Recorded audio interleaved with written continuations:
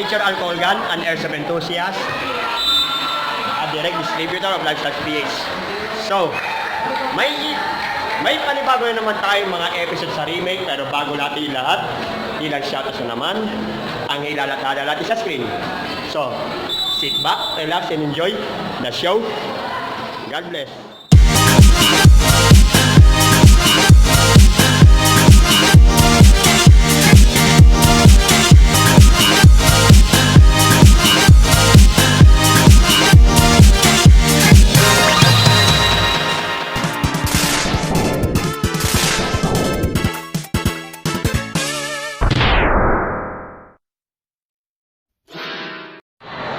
Now, we have already given the shoutout, so wala na tayong paligoy-ligoy. Simulan na natin ang panibago nating episode dito sa Ninyo Service Remake Season 1.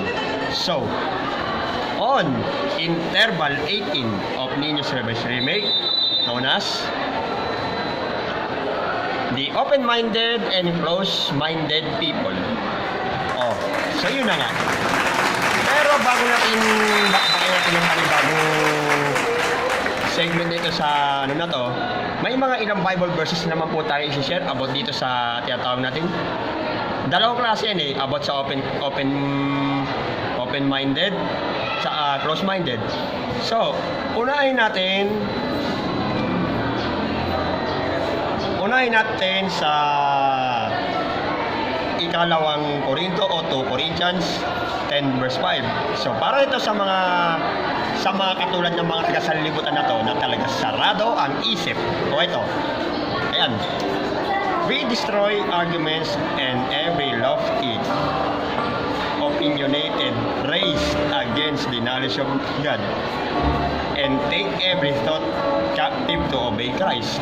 So ibig sabihin, lahat ng anumang klaseng mga argumento dito sa sanlibutan na to na wala man lang kaabog-abog, na wala man lang katorya-torya, pagkatalunan pa, kaya na sinabi ko lagi, walang sino man ang nananalo sa paikipagtalo. So ibig sabihin, if someone who wins an argument will both end up losers. Tama ba o mali sila? So, another talata ng Biblia para to sa mga open-minded. Ano nakalagay dito? Awit o Psalms 51 verse 10. So, ito ang nakalagay sa Biblia. Basahin natin. Create in me a clean heart, O God, and renew a right spirit within me.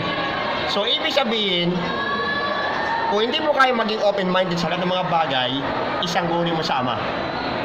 Isang guni mo sa Ama ang pagiging mo ng tulong sa paano magiging open-minded sa lahat ng mga bagay-bagay. Patungkol sa mga bagay sa sanlibutan na to o sa mundong ilalim. O sige. Ganyan talaga ang malaking kaibigan, malaki parang kakaibahan ang mga tao na sarado ang pag-iisip at syempre yung mga bukas ang pag-iisip. So ito, bago natin, wala nang paligoy-ligoy pa mga kapatid, simulan na natin ang pinakamatinding segment na nahalukay ko. Ito. Ayan.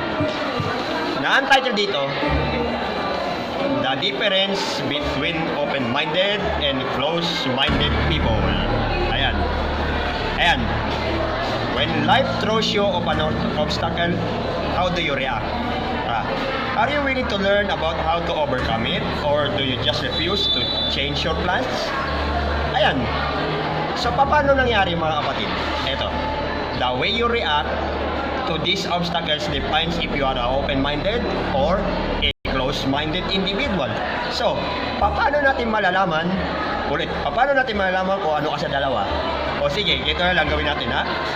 Sing pen pen desarpen or ini mini mini mo habang itinuturo mo ang dalawang bagay na kung saan bagay na napapabilong ka. Ayan. So, eto.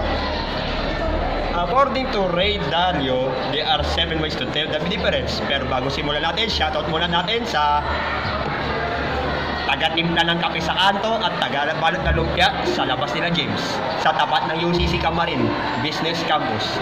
O So ito, isay-isay natin ang lahat ng mga 7 difference ng mga open-minded sa mga sarado ang utak na atulan nilang lahat. So ito, wala nang paligoy-ligoy, ito. Challenging ideas. Close-minded people struggle when having their ideas challenged. Ayan, kapag binabatukan ng tanong, ang mga nasa isip agad ay kung paano nila mapapatunayan tama sila kesa painggan ang punto ng iba. Aba, baka naman yata sarili mo, wala ka na siguro pinaiinggan ang opinion ng iba. So, ibig sabihin, ikaw ang palaging tama. O sige, para sabihin natin,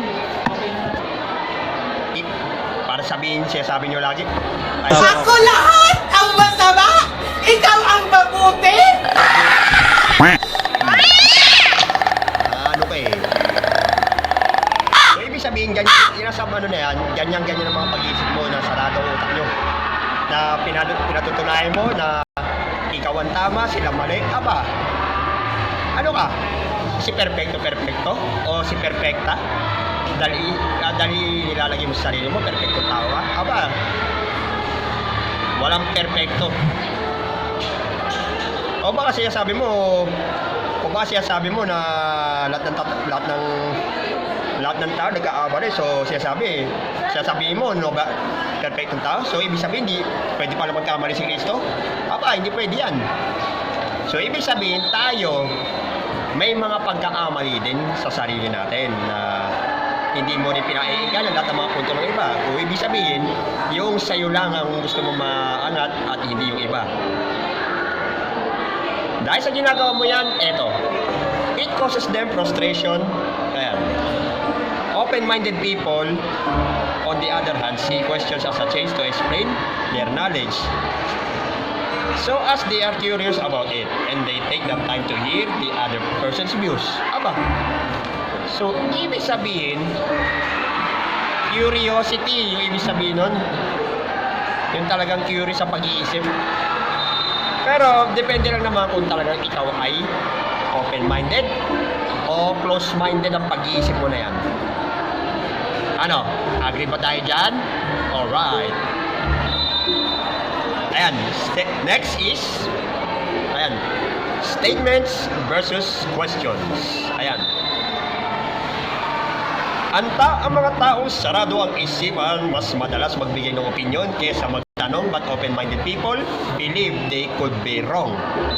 Kaya nagtatanong sila para mas maliwanagan. Oh, yan ang mga, ayan, kagaya ng mga nakasagupa ko dito sa workplace na to, yung mga tao minsan at akala mo feeling entitled, akala mo naman kung sinong mas magaling. Yung sinasabi nagbibigay ng mga advice alam mo, ako nagbibigay ng advice sa inyo, hindi ito ibig sabihin na mas magaling ako sa inyo, kasi napagdaanan ko lang lahat ng mga napagdaanan nyo, lahat ng mga kabulas na ganyan sa buhay nyo. So ibig sabihin nun, magiging open-minded ka rin minsan na kailangan ako magiging open-minded din ako, malalaman ko rin na kung talagang mali kayo o tama kami. Ay, hindi. Doon ko lang malalaman kung talagang totoo kang mali sa mga statements, sa mga binabato mo mga opinions, yung mga katulad yung mga opinionated sa buhay. Kaya nga nagtatanong kasi hindi alam mo lahat ng mga bagay. Ayan. Totoo yan. Kaya nagtatanong para maging enlightened sa lahat ng mga bagay na yan. Ano? Okay ba tayo dyan? Alright. So next is understanding. Ayan na naman tayo sa mga close-minded individuals dito sa sanlibutan na to. Ayan. Close-minded individuals focus on being understood rather than understanding others. Hindi kasi, alam mo kasi, ang turo kasi sa akin. Uulit-ulitin lahat ng mga ganyang klaseng argumento nila hanggang sumang-ayon na lang ang kausap. Kahit mali yung mga kahit mali, sasangayunan. Alam mo, nagpili sa mga ganyan? What the fuck? Ito na mo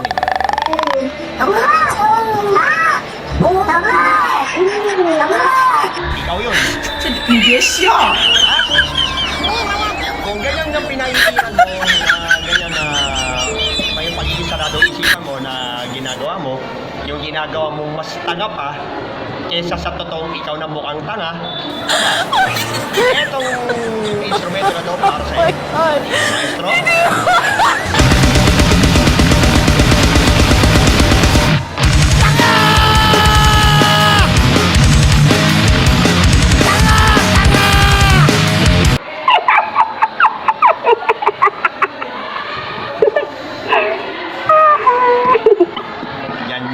Ganyan talaga ang mga individuals dito sa sanlibutan na to. Puros katangahan ang pinaiiral. Kagaya ng sinabi ko, ginagawa mo pang mas gago o mas tanga kaysa naman ikaw na totoong tanga ka talaga.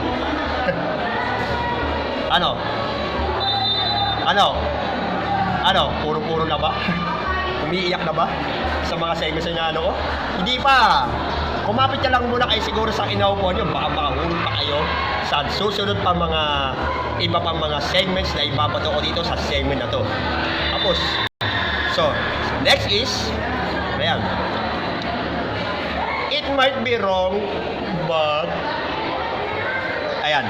Baka nga mali ako, pero ito pagkaalam mo. Sounds familiar dyan sa mga words na yan? Aba. O talaga naman, ulitin ko tanong sa iyo Tama ba ako mali sila sa mga segment na yan? Ayan. O talagang minsan may kapalpakan ka rin naman sa sarili mo kesa yung gawain mo. Alam mo, imbis na gawin mo, tingnan mo lahat ng mga kapalpakan mo ay kapalpakan ng iba. Yung kapalpakan mo sa sarili mo, ang dapat mo tingnan. Hindi yung titignan, tatanggalin ko lahat ng mga gatahilan sa mga mata. Honghang. Bago mo gawin na tanggalin ang puwing ng mata ng iba, pues yung puwing ng mata mo mismo tanggalin mo. Kaya ito tatanda mo,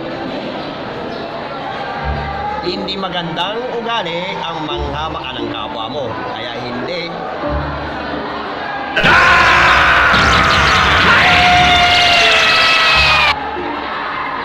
Talaga hindi maganda. Tapos, so ibig sabihin, walang perfectong tao pa rin yan kasi kaya nga may nilagay sa quotes yan mistakes are proven that you have been trying. Agreed? Good. Ito ang pinaka-paborito ko sa lahat ng segment na to. Ito. Next is just shut up.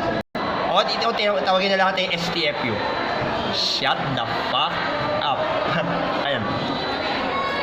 Kadalasan sa mga taong sarado ang isipan, mararamdaman mo ayaw nilang marinig ang opinion ng iba. Oh, just like you, mga tao niya sa mundong ilalim. Ayan. Pansinin ninyo sa isang diskusyon dito sa mundong ilalim na to, ang mga taong bukas ang isipan, yung mga marites, yung mga tolits, na mas gusto nilang makikinig kesa sa nagsasalita. Ano yun? Ano yan? Hindi mo bibigyan ng rights na makapagsalita ng ibang tao dyan sa mga pinagagawa mo? Aba, sobra ka na ata, mongoloid. Ba nakakalimutan mo sa pinagagawa mo, mukhang alien ka. Kaya yung mga pinagagawa mo sa sarili mo, yung utak mo ng kasing titig lamang ng hibla ng buhok o ng bowling ng pag-iisip mo na yan. Kapag palagi mong ginagawa ng mga yan. So, anong ibig sabihin yan? Utak mo may ubo.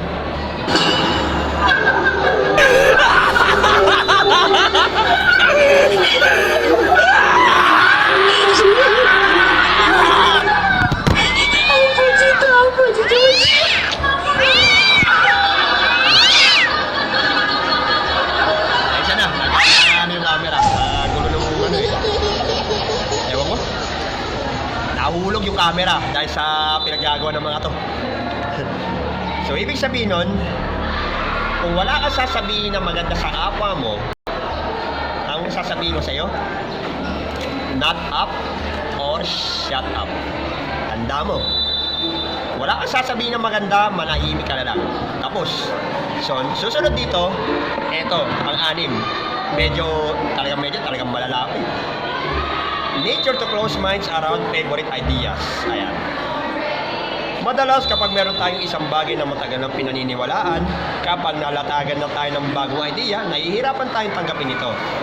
It's normal, but it's not an open-minded way to learn. So, ibig sabihin nun, yung may mga ginagawa, changing topics, lahat ng mga pinagagawa, ewan ko. I don't think that my wisdom that I have been implying on you is getting true. Eh, talaga naman sumusobra, pag yung ang ganda-ganda ng usapan, tapos babaguhin mo. So, ibig sabihin, hindi pa rin open-minded ang pagtanggap sa panibagong statement na yan, sa mga bagong usapin na ganyan. Kasi, sarado pa rin ang pag-iisip mo eh. Hindi mo pinaiigan ng opinion ng iba. Kung gusto mo, ikaw lagi ang tama, sila mali. Hindi maganda yan. Pero sabihin natin, normal pa rin yung mga yan, pero hindi pa rin magandang open-minded para pag-aralan yan. Hindi pa rin ganyan ang way para matutunan mo lahat ng mga bagay dito sa mundong ilalim na to. Agreed? Good. So last but not least, humble pie. Humble pie. Ulit? Humble pie tayo. Ayan. It takes humility to seek feedback, ika nga. Open-minded people approach everything with a feeling they could be wrong. So, ibig sabihin, tama lang naman na hanapin natin kung ano magiging feedback sa lahat ng mga actions ng mga pinaggagawa natin dito sa mundong ilalim na to o sa sanlibutan na to. Pwede natin i-approach lahat ng mga bagay na may isang feeling na pwede sasabihin natin baka may pagkaamali na gawain o lahat-lahat. So, may tinuturo kasi na kung paano maging mapagpakumbaba. Hindi kagaya nyo, mapagpakumbabaw kayo. Mapagpakumbabaw. Hindi tumatanggap ng feedback ng iba kahit alam nyo may napupulaan sa kanya. Tapos pipilitin niya, siya pa rin ang tama. Hindi maganda. Sa totoo lang. Hindi maganda yan na bago tutunan. Kailangan talaga sa lahat ng mga bagay maging open-minded ka. Kahit yung pagtanggap mo ng mga pagkaamali, pag-learn sa mga mistakes, hindi naman mawawala eh. Kasi, kagaya nung sa sinabi natin, kung gaano pa karami kasalanan mo dito, gagawin kang busilak ka ng kaputian. Sabi nga doon sa Bible eh, kahit gaano pa kadumi ang iyong mga kasalanan, gagawin mo sila ang iyong kaputian. Siyempre, kung marunong kang magpaimbaba, patatawarin ka, pero kung mataas ka pa rin, hindi maganda. You have already got a ticket, one-way ticket to hell. Kung tutusin, nasa hell nation mo Lalo na aran, 51 degrees Celsius ang init, yung init dito sa bansa na to. So, yun na yun. So, eto. Sa dami ng issue na kinakaharap natin ngayon, mga kapatid, napaka-importante na magkaroon tayo ng bukas na isipan upang tayo ay mas matuto at maging progresibo. Remember this. The ability to change your mind is a superpower. Ayan. Ibig sabihin nun, kung kakayanin mo na maging bago yung pag-iisip mo, it's entirely up to you kung paano mo gawin sa pamamaraan na yan. Kagaya na sinabi ko, your actions have a consequences. Lalo pag gumawa ka ng isang mali, kagaya ko lagi sinasabi sa inyo, ang mga walang kwentang technique, lalong masakit pa nagkamali. Agreed? Good. So credits to, ayan, ilalagay natin ang website na to, ayan. Credits to https://community.dpgplc.co.uk/engagement discussions the difference between open-minded and close-minded people. Ayan, nasa link. Copyright to the owner yan. Kasi pinag-aralan ko na rin ng mga ayos ng mga yan, may mga bulls yan. Ibig sabihin nun, dito natin itinuturo kahit sa mga teksto na maging open-minded tayo sa lahat ng mga bagay. Lahat yan itinuturo sa bahay, sa eskwela, sa tribuna, at kung saan-saan pa man sa iba't ibang sulok ng daigdig na to. So yun na yun. So this has been the open-minded and the close-minded people that have been tackled in this segment. So we have to end this vlog for now. So this is Nino, a direct distributor of Lifestyles PH, a Denature Alcohol Gun, an Airsoft enthusiast. So like, share, and subscribe sa lahat ng mga panibagong videos natin dito sa Nino Celebration Remake, Pinagyan Reviews, First Clubs, and everything. Oh, by the way, bagong model na naman, bagong custom made ng aking mga pellet gun na to, na tarang tactical customs. Ayan, done by me. So bago tayo mag-out, shoutout muna Mangkano Racing Team, BS Accountancy, BS Criminology, professors and students. Also, to entire BSBA professors and students here in UCC Camarin. So, abangan natin na susunod na vlog. So, sit back, relax, and enjoy the show. See you around. God bless. Hindi ko rin napansin eh. Dapat hindi ako naging manhid sa damdamin nyo. Hindi, okay lang sa amin. Wag mo na lang kaming intindihin. Kaya naman, baka gusto nyo nang gumanti sa akin ngayon. Yeah! Eto, libre-libre. Nakabaladra na mukha ko. Sige na, para naman matupad ang pangarap nyo. Promise, hindi ako gagante.